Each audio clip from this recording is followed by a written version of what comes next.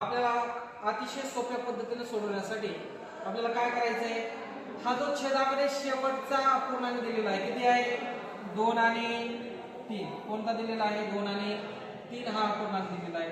2 ला 2 3 ला 3 अशीच लिहा. मग यानंतर बेरजेचे किती चिन्ह आहे बघा 1 2 3 4.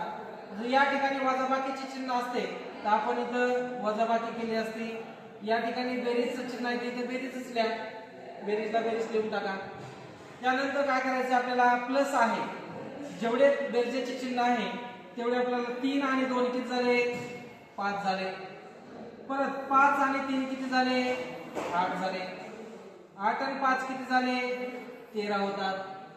13 आणि हे 8 किती होतात 21 होतात. आता या गणिताचं उत्तर लिहित असताना जसं 2 आणि 3 मांडले 5 8 13 आणि 21 प्रत्येक अंक पुढे बेरीज करून आपण घेत गेलो.